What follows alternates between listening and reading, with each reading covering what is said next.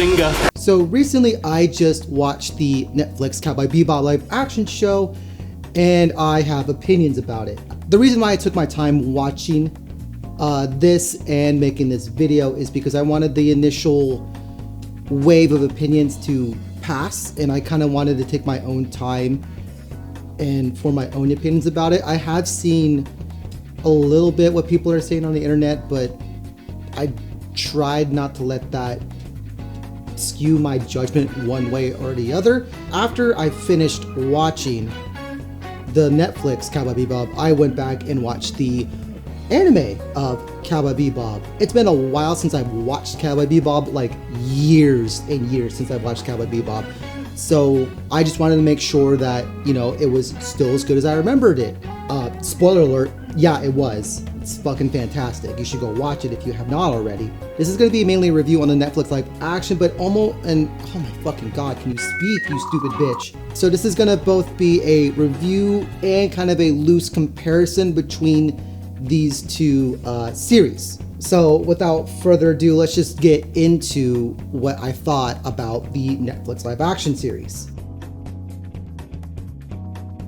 So right off the gate, I'm just gonna say it, I didn't completely hate the live action Cowboy Bebop, but I don't think it was really that good. First off, I really liked the outfits and costumes that they had for all the characters. I think they did a really good job of nailing that aesthetic, and along with that, I really do think that they did a really good job on the set design and the background and just the environments where they did film. Next, I feel like the actors did really well in their roles. Looking through interviews with the three main actors for Spike, Jet, and Faye, they all have a great respect for the anime and understand these characters, and I think they did a really, really good job with the direction they wanted to go with these characters. And to piggyback off that, Jet is hands down the best character in this whole show. They did switch a couple things with his character, mainly being he is divorced with a kid. Not only does he have like the best lines, he has like some of the best moments.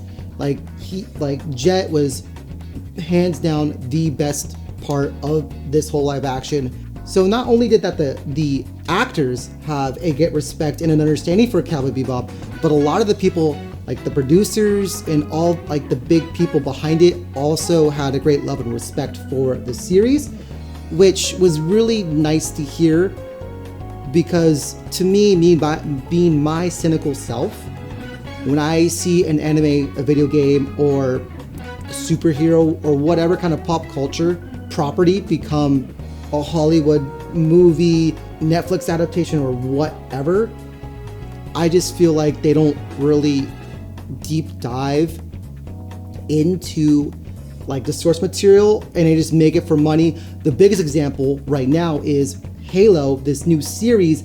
The people making the series have not even played a game, and if they have, they're totally scrapping like anything from the game. Now, looking at the books, but to not look at like the games for your source material and like this literally the series that you're making it boggles my mind.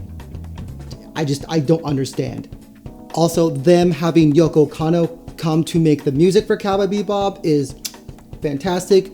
All right, so that's basically everything positive I can say about the Netflix series. Let's jump into what I didn't really care for. I know I said that I liked how these actors deep dived and kind of research and have a great respect for Cowboy Bebop and the characters, but every character is like turned up to 12, and I don't really blame the actors. I blame more of like the director or the producers coming in and saying, hey, like, bump up the intensity, bump up the banter or language or whatever. For the most part, this is mainly for Spike and Faye.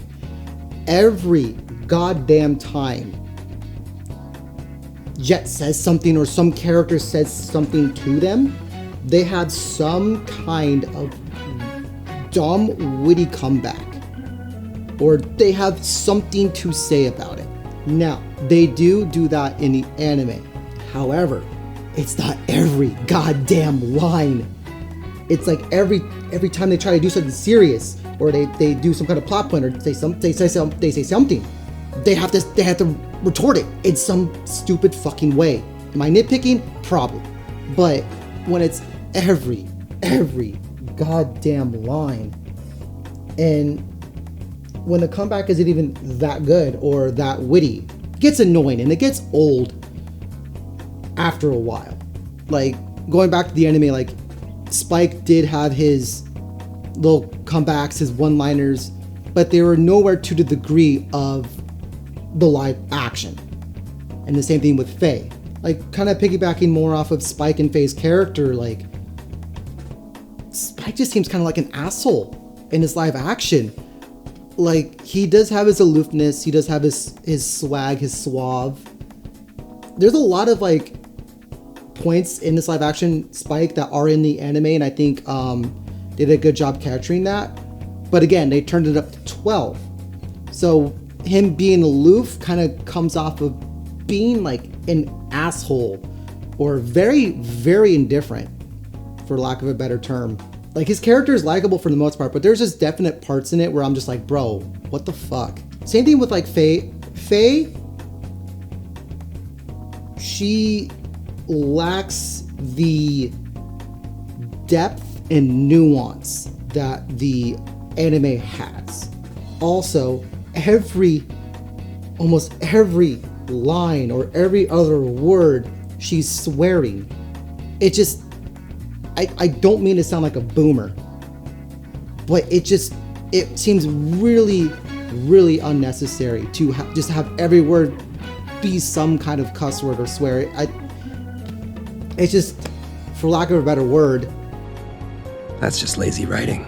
Like, they try to recreate Faye's character and character arc kind of from the anime. It kind of falls flat just because of how they wrote her character. Because Faye's character is turned up to 12, she lacks the nuance, depth, and subtlety of her counterpart in the anime. If you're not aware of Faye's kind of character arc, she was in a terrible accident and was put in a cryogenic sleep, I believe. I could be completely wrong with that term. Basically frozen in time.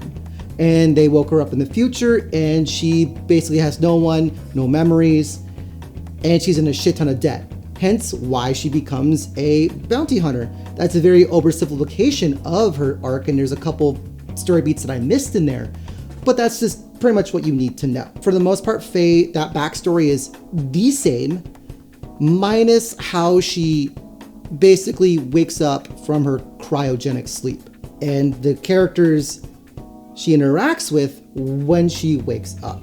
As far as, you know, her finding the video of herself as a child, that's pretty much the same. And her whole arc is basically trying to find her own place in this world that she has no idea about.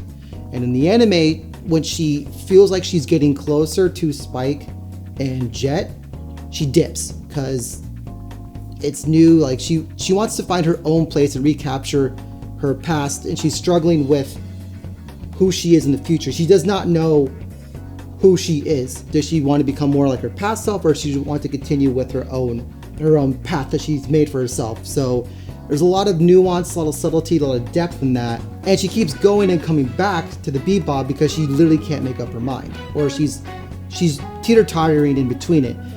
In the live action, yeah, they do talk about her stuff, and they do have that VHS that they look at, but it just kind of falls flat. Besides her surface level, like her struggles, there's really nothing else. There's no depth, there's no nuance, no subtlety. It's literally all in your face. And it tells you everything that this character is going through, versus like in the anime where there's certain scenes with both Spike and Faye, mainly the last episode, where they say very little in that one episode, but it means a lot. And the whole season built up to that moment, versus the live action is kind of scattered and just doesn't really know how to focus that. Also, Faye in the anime is she is a very strong character, but she's also very insecure, indecisive, and kind of scared. And so the Faye in the live action does, it have some of those qualities, mainly being scared and kind of indecisive. But that's really it. Faye also struggles from basically the writers not knowing how to write a strong female lead or a female character. They usually fall into the trap of strong woman equals bitchy. And this is kind of comes down to Hollywood or these writers here not knowing how to write a strong female lead. What makes Faye so good in the anime is because, yes, she does have that bitchiness about her, but she's also humanized with a lot of different array of emotions, like her insecurity, her being scared in this whole new world, and how she interacts with stuff. She's an actual character dash person. To emphasize my point, like her swearing almost every other word, or at least getting some kind of swear in at least a sentence or some kind of line of dialogue, really speaks volumes. Still going off the characters, some of the banter they have just goes on for way too long. There's this whole part where they're talking about like washing themselves or something like that. I don't know how this topic got up, but Faye's like, oh, I need a bath shower bath. And then Spike and Jet look at her like she's crazy. And then she explains what she means by that. And the whole scene just goes on way too long. And the payoff is Spike tries it and he likes it. Now, the payoff at the end is not that bad. It's actually kind of funny. But the lead up is just so painful. It's so painful. On the flip side, there is a whole scene where Spike and Faye are basically showing each other their like scars from bounty hunting.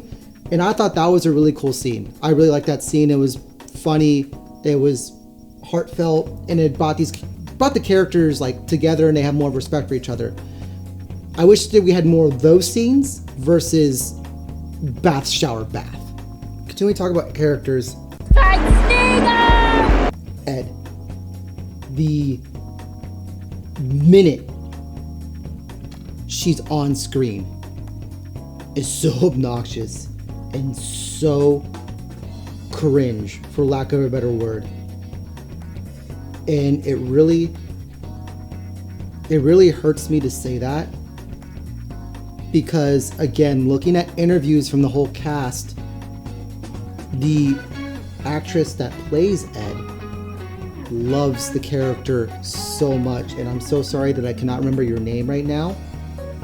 What they did to Ed should be considered a hate crime. Watching live action, I was like, there's no way Ed is this obnoxious, this annoying in the anime. Are my nostalgia glasses just on too hard? Like, I don't know. So when I got to the episodes with her in it, I was remembering correctly. Yeah, she is obnoxious. Yeah, she can be annoying, but she is literally not screaming or almost borderline yelling everything she says. And because she's introduced in like literally the last minute of the last episode of this season, we're just introduced with that. So she could be better in the next season. Oh wait, season 2 got canceled. I feel so bad talking shit about this character because of how much the actress loves Ed. I'm just gonna say this again. Any criticism I'm giving the characters and how the direction that they're going, it's not on the actors, it's on the writers and the producers and the directors, because they're telling them how to act for the most part. Now, the actors can make some adjustments in how they want the character, fine, that's on them. But for the main purpose of my argument, I'm blaming the behind the scenes, like the producers, directors, and all that. The last character I want to talk about is Vicious. Vicious in the anime is this cold-blooded psychopath. And the few episodes that he's in, he has a presence. Vicious in the live action is a sniveling man-child with daddy problems. I don't even have words to say about how they massacred this character. So in an interview, one of the producers, I don't know if he was the main one or whatever, but one of the producers talking about why the anime was so good, and that's because of the raw poetry, like the loose storytelling, its use of depth and nuance and all that. And they wanted to give certain characters more screen time to flesh out the characters, i.e. mainly Vicious and Julia. Cool, I'm for that. If you had good writers. For lack of a better word, the plot, the story, it's mid as fuck. It's nothing special, it's nothing groundbreaking or whatever. The anime has a loose kind of story throughout its 26 episodes, and it does a way better job of telling that story for only a few episodes versus the Netflix series, which is like, I think 10 episodes. Let's go back to his quote about raw poetry. Yes, that is what makes Cowboy Bebop so good. It uses more of the show, don't tell method. Netflix Cowboy Bebop flips it. It tells you more than shows you more. This is the biggest part of why the Netflix series suffers so much, is because they try to take that subtlety and nuance and depth and explain it to you. The biggest example is literally in the first episode. At the very end, where Spike is chasing, oh my god, I can't think of their names. The couple who has the red eye drug. In the anime, right before the girlfriend dies, her and Spike just exchange looks. And then she dies. That look that they gave each other said everything. In the live action, they talked to each other. Like, show, don't tell. And that's the biggest problem with this series, is it lacks the subtlety and nuance that the anime had. The characters in the anime also just have a better chemistry with each other than they do in the live action. They bounce off each other, they banter, it's just a lot more better, clever dialogue and moments with them versus the live action. With the live action, yes, there are some good back and forth between the main three, but also, like, some of it really does feel forced. The Cowboy Bebop live action could have been a lot worse. I am really happy that the people who made this live action loved Cowboy Bebop, and there were some of the actors haven't even seen Cowboy Bebop before they're taking their roles or whatever, which is fine, because they watched it and they love it and they have an understanding for it. This series came from a genuine passion for the series. I just wish they wrote it better. If I had to give Cowboy Bebop a score, this is tough. I would probably give it a 4 out of 10. Honestly, I would really like for them to make season 2 and wrap up the story in season 2, just so we can get a finish to this story, because season 2 might have been a lot better. I'm being very optimistic, I understand, but it kind of hurts me to review this when I know it's not fully complete or they had more in store. And this is a hell of a lot better than the Death Note live action Netflix film that we got years ago. Like, that's, I fucking hated that movie. It sucks. With all that being said about Cowboy Bebop, I do think it's a step in the right direction for live action anime. Whenever a live action anime is announced, I am very hesitant, whether it's made here in America or even the live action anime stuff in Japan is, I've heard, not the best either. It's so hard to capture anime in a live action, and that's why I'm so hesitant to go into it and watch it. And like, even like Stephen Blum, like the voice actor for Spike, has the same sentiment, but he was also very optimistic about it, which I think is the right attitude. Just me as a fan, I have been burned so many times with these live actions, and they have just come out like shit, for lack of a better word. Especially whenever I see like stuff about a live action My Hero Academia or Naruto, I cringe. I swear to God, if we see a live action My Hero or Naruto here made by Hollywood, I will lose my fucking mind. And I want to be optimistic, but I know it's going to be shit. Like, I could just tell it's going to be god awful. Like, I don't want to talk shit about the One Piece live action because we've literally only seen like the actors and who's playing who. But oh my god, it just, especially One Piece, dude, like one of the most long running shonens ever, and it's still going on, and you're making a live action series for it. The fuck. But anyway, that was my review / comparison with Cowboy Bebop, the live action and the anime. If you have watched live action, let me know what you thought of it. Do you agree with me? Do you disagree with me? Was I being too hard on it? I don't think I was. If you did like this video, please subscribe to my channel, like my Facebook page, and follow me on Twitter and Instagram. I'm Tkashi Koi. I'll see you guys next time.